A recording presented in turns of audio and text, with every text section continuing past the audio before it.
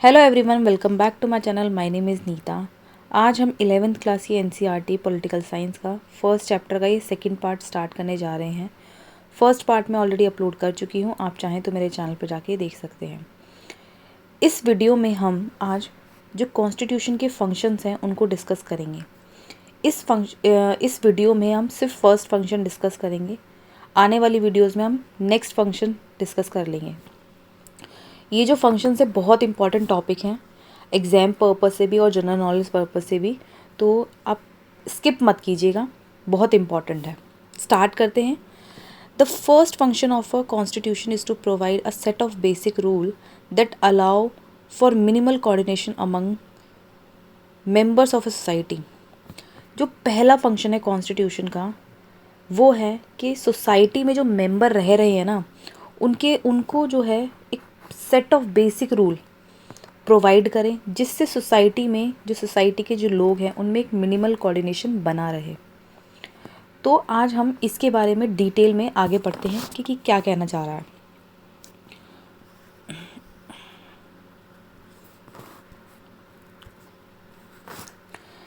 Specification of decision making power.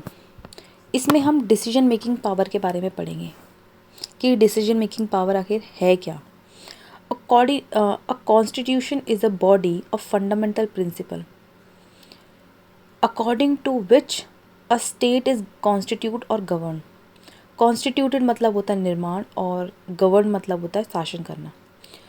तो constitution जो है ऐसी फंडामेंटल प्रिंसिपल्स हमें प्रोवाइड करता है, ऐसे ग्रुप ऑफ फंडामेंटल प्रिंसिपल हमें प्रोवाइड करते हैं जिसके आधार पर, जिसके अकॉर्डिंग हमारा जो स्टेट है वो कॉन्स्टिट्यूट किया जाता है और गवर्न किया जाता है। But what should these fundamental rules be. लेकिन ये फंडामेंटल रूल्स क्या होंगे, इनमें ऐसा क्या है जो इन्हें फंडामेंटल बनाता है, तो हम इसके बारे में भी पढ़ेंगे। Well, the first question you will have to decide is who get to decide what the laws governing the society should be। इससे पहले कि आप ये डिसाइड करें कि फंडामेंटल रूल्स या जो रूल्स हैं, बेसिक रूल्स हैं, वो क्या होंगे, उससे पहले आपको ये डिसाइड करना पड़ेगा कि जो ये रूल्स हैं वो डिसाइड कौन करेगा। You may want x rule. आपको लगता है कि जो रूल एक्स है वो अच्छा है, वो बेटर है, वो बेस्ट है। बट जो दूसरे लोग हैं उनको लगता है कि जो ये वाई रूल है, जो रूल वाई है, वो बहुत अच्छा है। How do we decide whose rule और प्रेफरेंस शुड गवर्न अस। तो आप ये कैसे डिसाइड करेंगे किस रूल को कौन सी प्रेफरेंस दी, कितनी प्रेफरेंस दी जानी चाहिए और कौन सा रूल बेस्ट है जो वो सोसाइटी को गवर्न करेगा। You may think that rule you want everyone live by are the best. अगर सोचें तो क्या होगा कि जो लोग हैं, जो रूल, जैसे हम कह रहे हैं कि एक्स रूल बेस्ट है, वाई रूल बेस्ट है, जो लोग एक्स रूल के साथ जी रहे हैं उनको लगता है वो बहुत अच्छे हैं, वो बेस्ट रूल है, वही सोसाइटी में आने चाहिए। बट जो वाई वाले लोग हैं, जो वाई रूल चाहते हैं, वो सोचते हैं कि वो रूल बहुत अच्छे हैं, वो उन्हीं के साथ ही जीना चाहते हैं, सोसाइटी में वही रूल इस्टेब्लिश होने चाहिए, डेवलप होने चाहिए। तो ये जो डिस्प्यूट है, जो ये लोगों के बीच में विचार विवाद है, ये कैसे रिजॉल्व होगा, कैसे इसका जो सोल्यूशन निकाला जाएगा। So even before you decide what rule should govern this group you have to decide. तो आप उससे पहले कि आप सोसाइटी में रूल गवर्न करने के लिए डिसाइड करें, उससे पहले आप ये डिसाइड करेंगे कि ये जो रूल्स हैं ये बनाएगा कौन और हु गेट टू डिसाइड, और ये डिसाइड कौन करेगा कि ये रूल्स कौन से होने चाहिए। ठीक है, तो आई होप ये जो पैराग्राफ है आपको अच्छे से क्लियर हो गया होगा। नेक्स्ट पैराग्राफ पे चलते हैं। The constitution has to provide an answer to this question. अब हम इतनी देर से बात कर रहे हैं कि हमें ये बताएगा कौन कि रूल्स कौन से हैं, लेकिन हम ये डिसाइड कैसे करेंगे कि ये रूल बनाएगा कौन, ये बताएगा कौन कि ये रूल अच्छे हैं। तो हमें इस क्वेश्चन का जो आंसर है ना, वो कॉन्स्टिट्यूशन प्रोवाइड करता है। It specify the basic allocation of power in society. जो कॉन्स्टिट्यूशन ही है जो सोसाइटी में पावर्स का एलोकेशन करता है, बांटता है, डिस्ट्रीब्यूट करता है। It decide who get to decide what the laws should be. तो जो कॉन्स्टिट्यूशन ही जो है वो ही डिसाइड करता है कि जो रूल्स हैं वो कौन से होंगे और लॉज कौन से होंगे और उन्हें कौन डिसाइड करेगा। The this question who get to decide can be answer in many ways. हम बात कर रहे हैं ना कि रूल डिसाइड कौन करेगा कौन करेगा, तो इनके जो आंसर्स है बहुत तरीक़ों से दिए जा सकते हैं। जैसे कि अगर हम पहले की बात करें, मोनार्किकल कॉन्स्टिट्यूशन की बात करें, तो उसमें जो है वो राजा ही डिसाइड करता था, क्योंकि राजा के पास ही सारी पावर हुआ करती थी।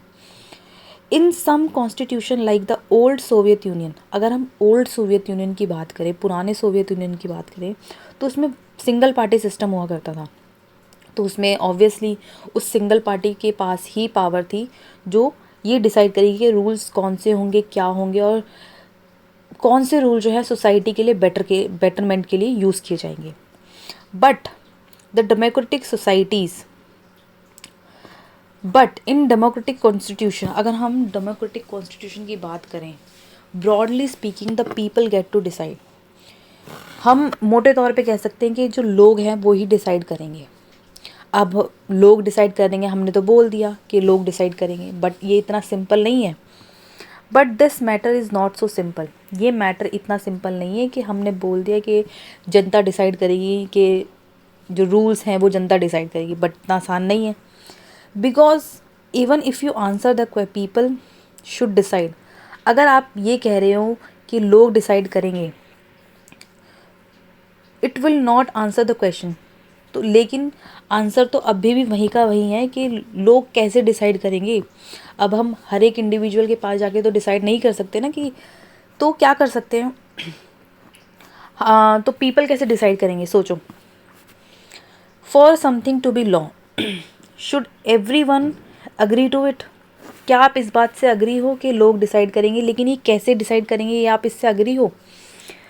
Should the people directly vote on each matter as ancient Greek did. अगर हम एंशिएंट ग्रीक की बात करें तो उस टाइम पे क्या होता था कि हर एक मैटर पे डायरेक्टली लोगों से वोट करवाए जाते थे, ताकि लोगों की जो ओपिनियंस हैं वो, क्योंकि वो मैटर करते थे, तो वो उस टाइम पे डायरेक्टली वोट करते थे। ऑन और should the people express their preference by electing representative, या फिर अपने जो एक्सप्रेस हैं, जो भी अपने थॉट्स हैं, वो अपने रिप्रेजेंटेटिव के द्वारा प्रेजेंट करो, ठीक है।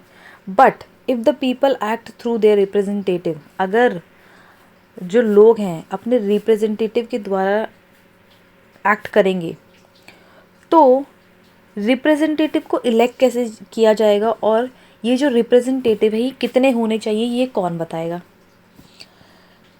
In the Indian constitution for example, अगर हम इंडियन कॉन्स्टिट्यूशन की बात करें उदाहरण के लिए, it is specified that in most instance parliament get to decide laws and policies. अगर हम इंडियन कॉन्स्टिट्यूशन की बात कर रहे हैं तो हमारे देश में क्या होता है, पार्लियामेंट डिसाइड करती है कि लॉज कौन से होंगे, पॉलिसीज़ कौन सी होगी। एंड पार्लियामेंट इटसेल्फ भी organise in a particular manner, और पार्लियामेंट को इसी तरीके से ऑर्गेनाइज किया गया है ताकि वो रूल्स को और पॉलिसीज़ को, लॉज को वो इनेक्ट कर सकें। Before identify what the laws in any given society, आप इससे पहले कि आप सोसाइटी में रूल्स को दें, वो आइडेंटिफाई करें, उससे पहले आपको ये आइडेंटिफाई करना पड़ेगा कि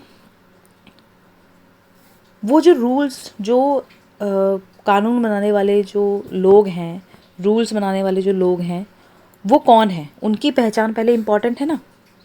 if parliament has to authority to enact laws, अगर ये पार्लियामेंट के पास ये अथॉरिटी है कि लॉज पार्लियामेंट बनाएगी, तो there must be laws and bestow the authority to the parliament in the first place. तो ये कौन बताएगा कि ये पार्लियामेंट के पास ये अथॉरिटी के लॉज एंड पॉलिसीज़ अनेक्ट करना सिर्फ पार्लियामेंट का काम है। तो ये जो काम है ना, ये हमें कॉन्स्टिट्यूशन बताता है।